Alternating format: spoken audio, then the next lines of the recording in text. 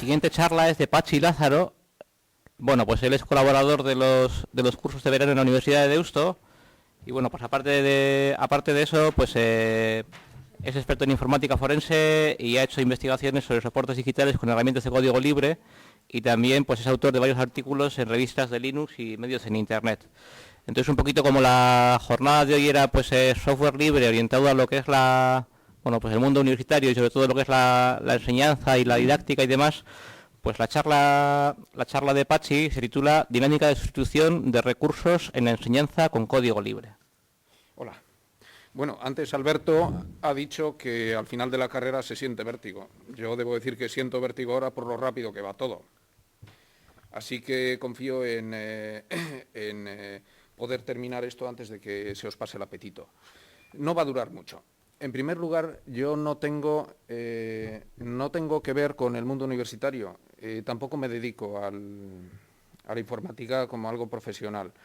Me dedico a escribir artículos para revistas técnicas como Linux Magazine y la extinta Linux Plus, y aparte varias revistas de seguridad.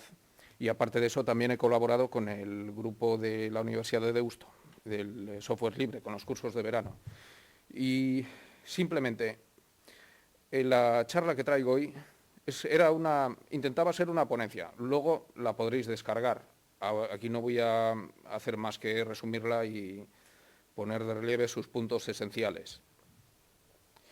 Bueno, en primer lugar, ¿por qué he decidido llamarlo dinámica en vez de estrategia o metodología?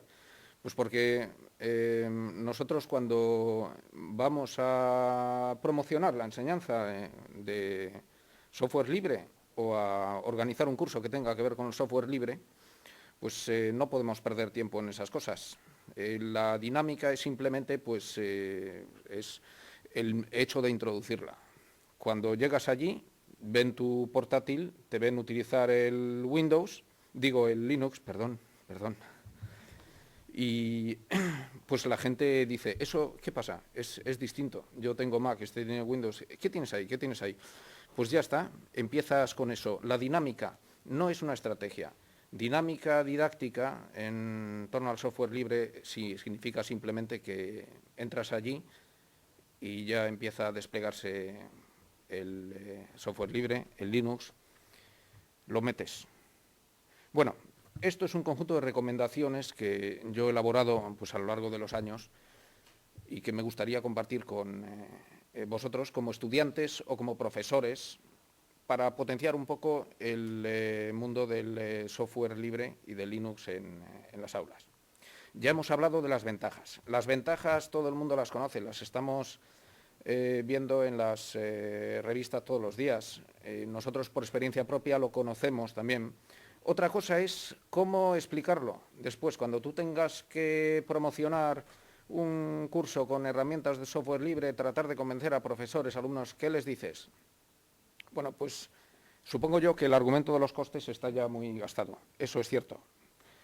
Tú vas a organizar un curso, vas a reemplazar una herramienta propietaria con otra herramienta de código libre. Voy a poner el ejemplo más obvio de todos. Una licencia para CS5 de Photoshop pues te cuesta, no sé lo que costará, pero en algunos casos puede llegar hasta por encima de los 1.000 euros. El GIMP es gratis. Ahí tienes un ejemplo. Pero también se trata de la propia vivencia del alumno.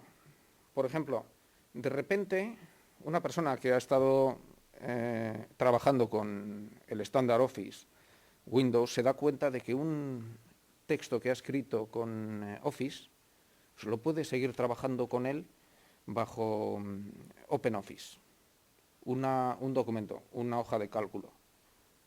Y también, por supuesto, también un documento de Photoshop con ciertas limitaciones también puede seguir trabajando con él en GIMP. Después guarda su trabajo con OpenOffice, sus documentos, su hoja de cálculo, incluso su base de datos, y al día siguiente puede volver a abrirlo con Microsoft Office. Eso a veces pues es una experiencia para el alumno que está acostumbrado, y para el profesor también, pues cada programa tiene su formato de lo que sea, no sé, el software libre te permite también pasar de un mundo a otro pues con cierta comodidad. También limitaciones. Limitaciones, ya que hablamos de las limitaciones, en la dinámica de sustitución de recursos, no todo es sustituible. Por ejemplo, hay muchas cosas en las cuales podemos decir, en vez de organizar nuestro cursillo con herramientas propietarias, vamos a poner una herramienta de código libre porque así conseguimos varias ventajas. Primero está el coste y luego segundo que no tienes que esperar a que te aprueben un presupuesto. Lo puedes hacer de hoy para mañana. Muy bien, pero eso no se puede hacer con todo, porque hay ya unos currículums muy específicos que te piden.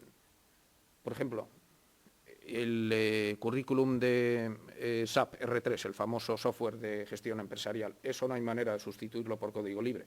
Y yo tampoco aconsejaría a nadie que se metiera en ese berenjenal, porque si ya tradicionalmente SAP R3 ha funcionado mal y ha sido causa de preocupaciones y desgracias en las empresas, mejor no meter ahí el software libre. O SCADA, por ejemplo, si te pide un centro, si los alumnos que van a un centro pues están centrados curricularmente sobre esos perfiles, lo mejor es dejarlo. El software libre tiene que reconocer sus limitaciones. No puede entrar en esos campos de perfiles curriculares muy específicos. No quiere decir que el software libre técnicamente esas soluciones no se puedan implementar a base de software libre. Por supuesto que sí, solamente pues que el sistema está montado de esta manera. Bueno, finalmente, el resto de la charla iba a ser sobre factores de motivación, porque no podemos enseñar algo si no lo acompañamos con una estructura de incentivos. Eso de decir, por ejemplo, el software libre pues es más digno o lo que sea, tal y cual. No, primero, para convencer a la gente, tienes que estar convencido tú mismo de la importancia de las cosas. El que vaya a trabajar en el campo del software libre, aunque él no va a ganar, es muy improbable que gane dinero él mismo, pues debe tener en cuenta la importancia económica de todo esto. El software libre, decimos que si ahorra costes y que es más barato, pero también tiene una trascendencia macroeconómica, grandes cifras. Solamente os voy a poner un ejemplo. Hace algún tiempo leí un libro sobre configuración de sistemas Linux. El autor, hacia el año 2003, que era la fecha del libro, sostenía que para desarrollar una distribución del tipo que entonces pues eran las más usadas, el Red Hat, SUSE o Debian, que si eso se traducía a esfuerzo de programación y a las tarifas retributivas de la época, se necesitaba en torno a los 1.000 millones de euros para poner en marcha una distribución de ese tipo. Ahora bien, han pasado 8 años y si vemos ahora, por ejemplo, lo que tiene un Fedora o un Ubuntu, fácilmente esa cifra se nos podría multiplicar por 6 o por 7.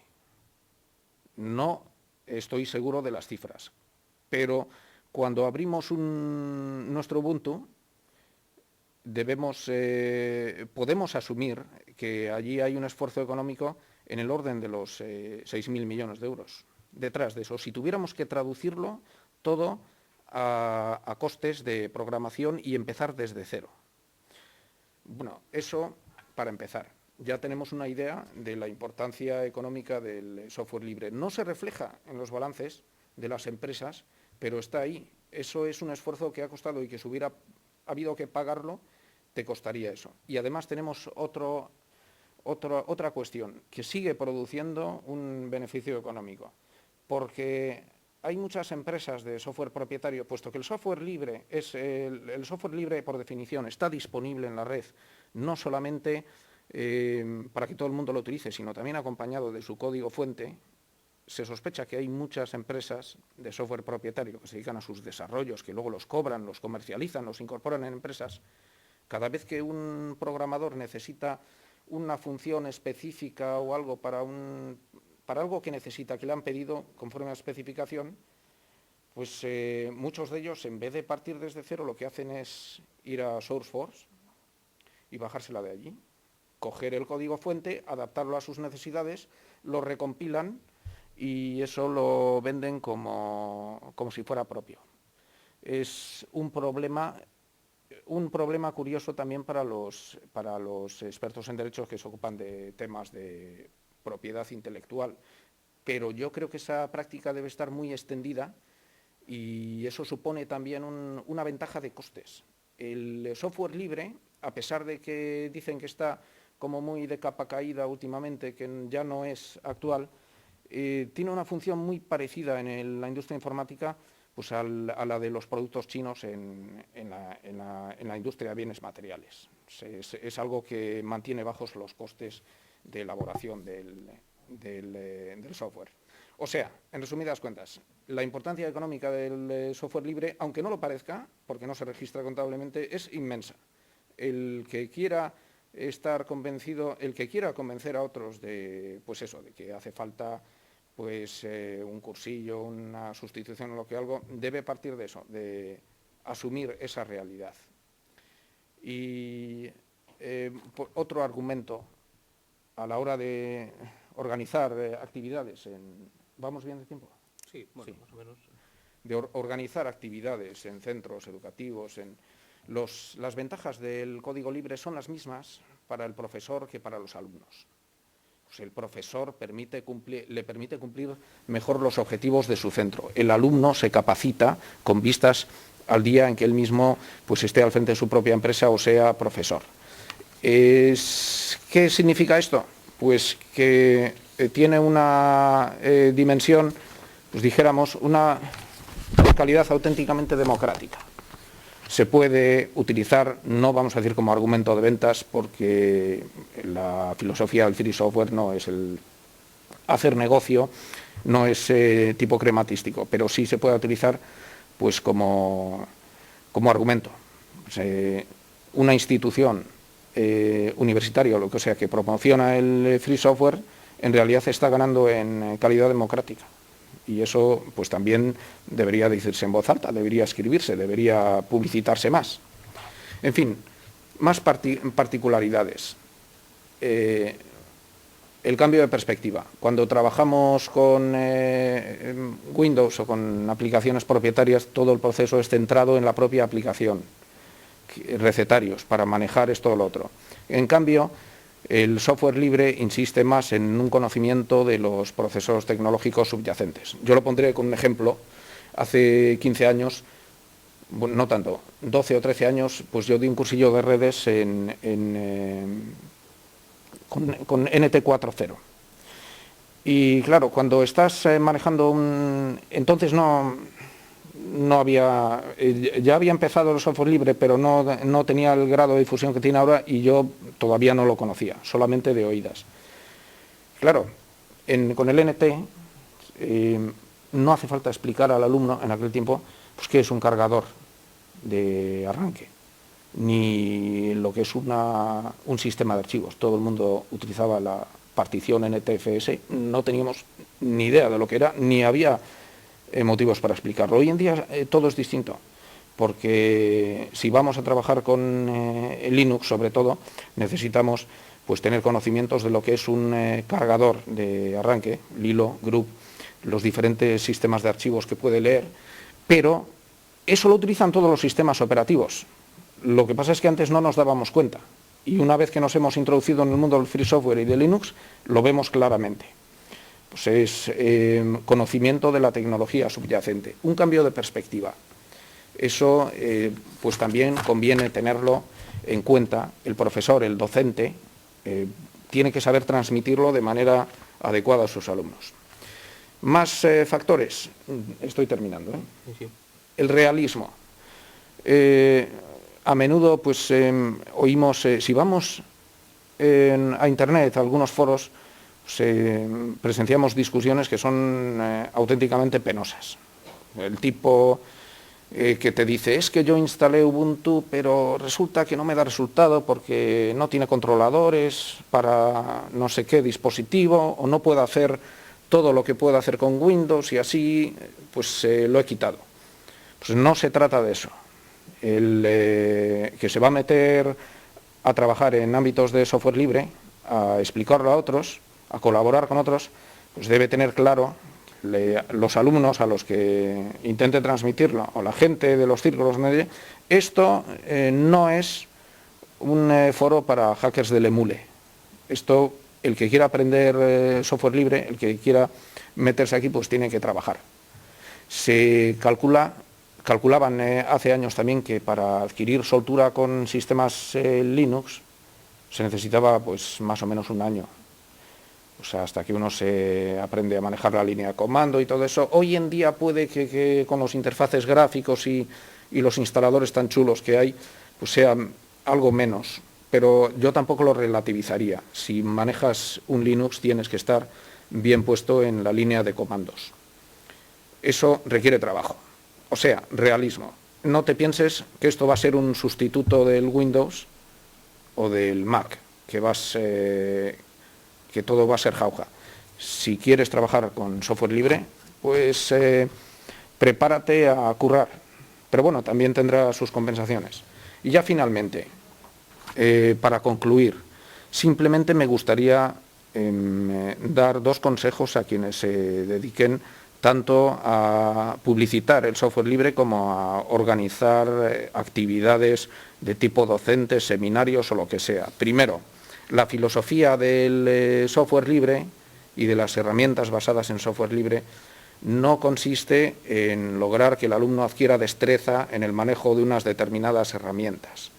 Únicamente consiste, sigo aquí, esto vino en el libro de un especialista en sistemas de archivos, se llama Brian Carrier, que escribió un libro pues que hoy en día es clásico, después de 6 años, del 2005, Forénsica de sistemas de archivos. Él dijo, la verdadera misión didáctica consiste en enseñar no en enseñar a manejar una herramienta determinada, sino en poner al alumno en condiciones de elegir sus herramientas y no estar limitado por ellas. Las ventajas del software libre vienen expuestas en cualquier libro, pero hay otra que sí merece ser tenida en cuenta. Antes de que tuviéramos esta disponibilidad de herramientas libres, antes del software libre, en mi caso particular, yo me dedico a investigar en temas de seguridad informática y de informática forense. Y en este campo, hasta hace unos pocos años, solamente había 2 posibilidades de adquirir experiencia, 2 vías curriculares. Una era la policía, las divisiones de delitos tecnológicos. Si no estabas allí dentro, no podías formarte como informático forense. Y otra eran las Fuerzas Armadas. Y fuera de ahí no había posibilidad. Pero la disponibilidad de herramientas de software libre, basadas en Linux, para estudio y análisis de sistemas de archivos, análisis de tráfico de red y muchos otros cometidos relacionados con la informática forense, la disponibilidad del software libre abre vías curriculares nuevas para la gente que quiera aprender por su cuenta. Hace posible incluso que centros universitarios o politécnicos o incluso escuelas de formación secundaria elaboren sus propios currículos, sus propios programas de enseñanzas para iniciar a la gente en una materia como esta, la investigación de medios digitales, sin tener que pasar por las vías curriculares antiguas.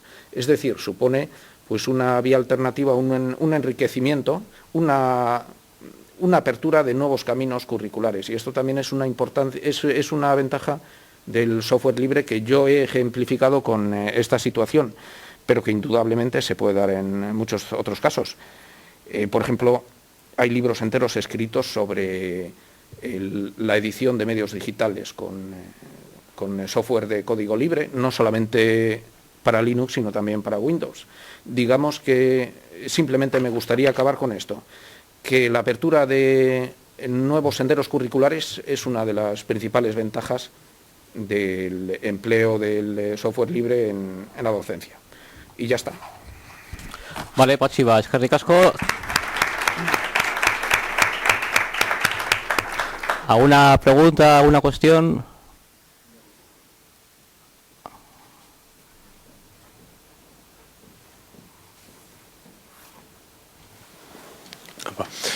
Creo que fue el año pasado que algunos miembros de ITxas fuimos a dar una charla a la Escuela de Empresariales del Cano de Bilbao.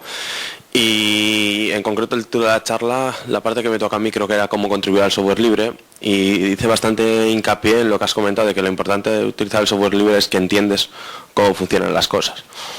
Y había un profesor allí que todavía no sé si me lo preguntó en serio por tomarme el pelo, pero lo que me dijo fue, es que a mí no me interesa saber cómo funciona el software, y a mis alumnos que estudian empresariales no les interesa saber cómo funciona el software. Entonces la pregunta que te hago es esa, ¿cómo respondes a una persona así?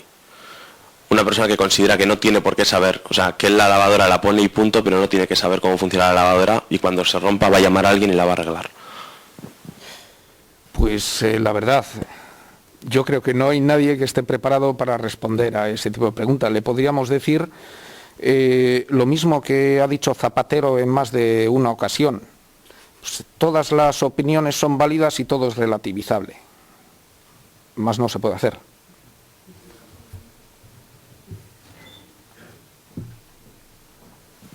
Pues yo creo que la respuesta es bastante fácil. Son estudiantes de empresariales, ellos van a tener su empresa, entonces ellos tendrán que contratar a un ingeniero, y su ingeniero sí que querrá saber cómo funcionan las cosas. Porque, bueno, es el que le va a resolver los problemas. De eso se trata. El empresario no tiene por qué saberlo, porque tiene el ingeniero que le soluciona los problemas. Supongo yo que eso estaría muy bien. Sería mejor si predicáramos con el ejemplo y abriésemos un ordenador portátil, pues con la última versión con KDE4, y le mostráramos ahí pues todo lo que se puede hacer. Y dijéramos, mira, este ordenador me lo compré con Windows Vista y era una patata. Pero no es porque el hardware fuera malo, te vendieron un procesador de doble núcleo, pues una máquina del copón. Lo que pasa es que el software le quitaba absorbía toda la potencia. Le hemos puesto la última versión de Ubuntu o de Fedora y esto va como un rayo. Esto quiere decir algo, ¿no? Incluso yo conozco un aficionado a estos temas, que a gente que hace un par de años, cuando empezaron a venderse los portátiles con Vista, pues les hacía demostraciones. Les traía el CD arrancable de Knoppix y aquello funcionaba como un tiro. Se quedaban boquiabiertos. Lo mejor es predicar con el ejemplo.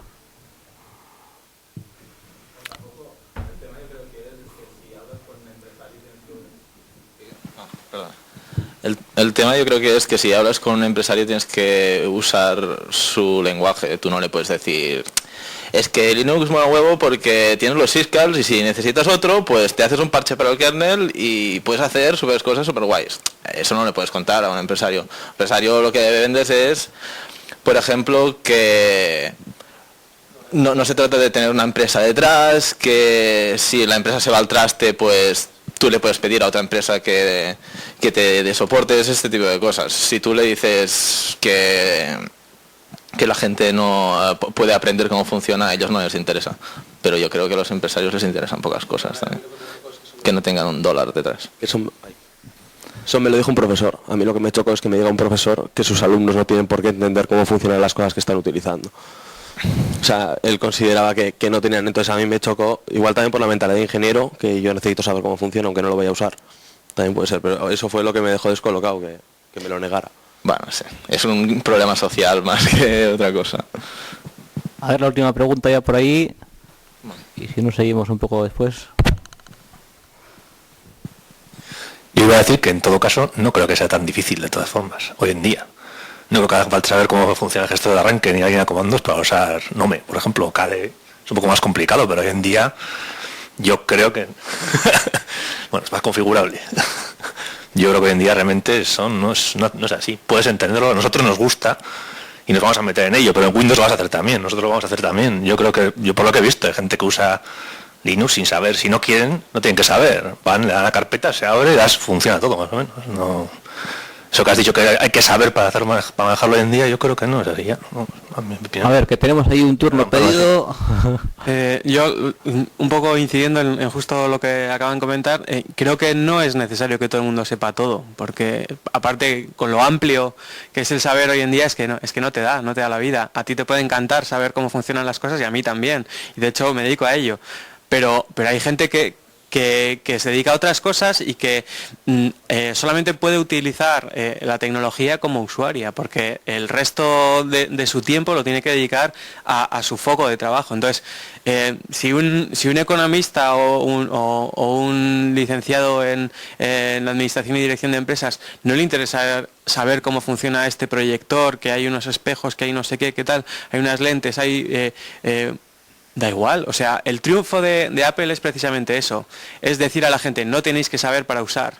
Y yo creo que lo bueno del software libre es que ofrece todo, ofrece desde el tablet que tiene Linux embebido y que no lo sabes hasta que no lo terminas de hackear entero y ves de repente una consola, hasta el hazlo tú mismo desde cero, ¿no? O sea, tenemos Linux en un montón de aparatos que hacen como que no son Linux, y tenemos software libre funcionando sobre tecnologías libres y propietarias, y que no están todo el rato haciendo promoción de que son libres, pero que funcionan y que la gente no tiene que saber por qué funciona. O sea, hay un montón de embebidos que funcionan con software libre y la gente no dice, no, es que me gustaría saber qué frecuencia está utilizando el mando de la puerta del garaje de la universidad, porque es muy interesante y además, joder, desde que sé que es software libre he adivinado eso y sé cuáles son las frecuencias que son y me podría hacer mi propio mando. Y la gente dice, a ver, ¿puedes arrancar, meter primera y entrar? Porque es que estamos aquí en la puerta, ¿no? Entonces, muchas veces la visión ingenieril eclipsa a todas las demás y decir, no, es que el cómo es mucho más importante que todo lo demás, y nos centramos en eso. Bueno, lo bueno que tiene el software libre es que lo puedes hacer, pero también lo bueno que tiene es que lo puede hacer otro, ¿vale? Que eso es algo que hay que incidir. A mí me interesa, por ejemplo, que el software sea accesible para la gente con discapacidad, pero no me interesa ponerme a programar. Bueno, pues lo puedes pedir. Eso en software privativo no se puede hacer. Y quizá eso es lo que se puede decir a alguien que no le interesa el cómo. Dice, bueno, no te interesa el cómo, pero puedes pedir más qué es a otra gente. Me gustaría que esto hiciera esto, me gustaría que esto hiciera lo otro. Me importa 3 cominos cómo lo va a hacer, pero lo puedes pedir. En el software privativo no. Me acaban de informar de una situación de peligro, y es que están bajando los de la 3.1 y los pinchos se van a acabar. Así que vamos a ir rápidamente corriendo, Windows porque... 3. Vale, y seguimos hablando ahí fuera.